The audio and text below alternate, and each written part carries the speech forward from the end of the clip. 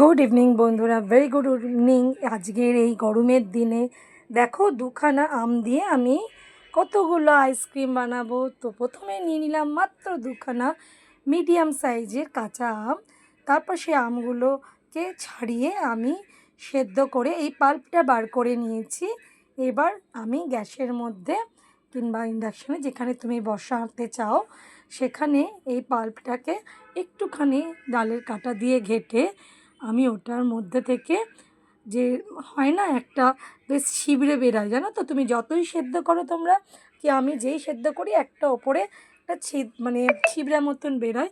তো সেটাকে আমি এরম করে কিংবা তোমরা এরকম করে যে কোনো ছাঁকনির সাহায্যে, একটু বড় ছাঁকনির সাহায্যে ছেঁকে এরম করে পাল্পটা বার করে ফেলে দেবে।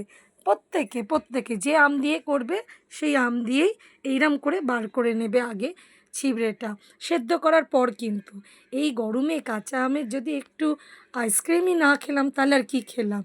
তারপরে একটু মিডিয়াম বাটি, মানে অর্ধেক বাটি নয়, পুরো বাটিও নয়, একটু অল্প করে একটু ওর মধ্যে আমি চিনি দিলাম, একটু এক বাটি থেকে একটু কমই দিয়েছি, একটু কালো নুন দিলাম আর একটুখানি সাদা নুন দিলাম, দিয়ে নাড়িয়ে নিলাম। এরপর আমি দেবো কর্নফ্লাওয়ার। এই কর্নফ্লাওয়ারটা অনেকে দেয় না, আমি দিই একটুখানি, আমি অন্যরকমভাবে বানাই এই ললি আইসক্রিমগুলো। তো কর্নফ্লাওয়ারটা একটুখানি 1 চামচ মতন দিয়ে আমি জলে গুলে ওর মধ্যে দিয়ে আমি ওটাকে নাড়িয়ে নিলাম। না নেবার পর আমি একটু গ্রিন ফুড কালার 2 ড্রপ মতন আমি দিয়েছি, 1 ড্রপ দিইনি।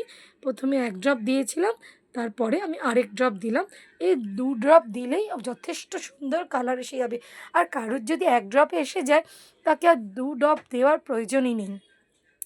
এইভাবে খুব সিম্পলভাবে বাড়িতে যদি তোমরা বানিয়ে নাও কাঁচা আমের আইসক্রিম, এবং তারপর সেটাকে এরকম আইসক্রিম মোলের মধ্যে যদি মানে জমিয়ে দাও, জমিয়ে খাও, তাহলে মানে কি বলবো, মানে বাইরের আইসক্রিমের থেকে ডবল পাবেও এবং খুব অল্প খরচে হয়েও যাবে। আর প্রাণের শান্তি, মনের শান্তি, পিওর আম, এর মধ্যে কোনো রকম মানে আম আর একটুখানি জল লাগে যে জলটুকু সেদ্ধ করতে, এটা পুরোটাই আম একদম যতটা খাবে।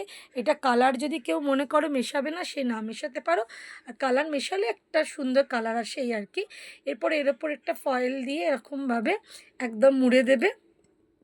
আমার ফয়েলটা কাটতে অসুবিধা হচ্ছিলো একা হাতে, তো আগে কেটে নিলে একটু ভালো হতো। ফয়েল দিয়ে এরমভাবে মুড়িয়ে নেবে, মুড়িয়ে নিয়ে ওপর থেকে আইসক্রিমের যে আমরা এগুলো কিনি না, মানে কাঠিগুলো বাজারে কিনতে পাওয়া যায়, এই আইসক্রিম মোলও যেমন কিনতে পাওয়া যায়, আইসক্রিমের কাঠিগুলোও কিনতে পাওয়া যায়, ওগুলো দিয়ে ফুটো করে ওপর থেকে তুমি প্রত্যেকটা কাঠি অ্যাড করে দেবে। এইভাবে বানিয়ে নিও বাড়িতে, যেভাবে আমি দেখালাম খুব সহজ উপায়ে আইসক্রিমটা তুমি বাড়িতে তোমরা বানিয়ে নিতে পারবে শুধু 2টো আম দিয়ে। আমার এখানে বড় বড় দেখো 6টা আইসক্রিম হয়েছে, আর একটুখানি বেঁচে গেছে, সেটা দিয়ে আমি আইসক্রিম কাপে আরও 2খানা, মানে মোটামুটি ধরে নাও বিগ সাইজের আমার 6টা আর ছোটো সাইজের আমার 2টো, মানে 8টা আইসক্রিম হয়েছে। সেগুলো খুব ছোট নয় কিন্তু। তো এইভাবে মাত্র 2খানা আম দিয়ে তুমি 8 থেকে 10টা আইসক্রিম বানিয়ে ফেলতে পারবে মিডিয়াম সাইজের 2খানা ছোটো আম দিয়ে। তো বানিয়ে ফেলো এরকম। এই দেখো আমার বাকি যেটা বেঁচে ছিল সেটা এইভাবে 2টো চায়ের কাপে আমি বসিয়ে দিলাম, তাহলে আমার 8টা হলো। তো এইভাবেই তোমরা 2টো সামান্য আম দিয়ে একটু চিনি, একটু বিট নুন আর একটুখানি সাদা নুন দিয়ে, কর্নফ্লাওয়ারটা তোমাদের ইচ্ছা হলে দিতে পারো, না দিতে পারো তোমাদের ব্যাপার, ফুড কালারটাও তাই। তো বানিয়ে ফেলো আইসক্রিম আর বাড়ির সবাইকে খাইয়ে মন জয় করে নিও। ভালো লাগলে একটা কমেন্ট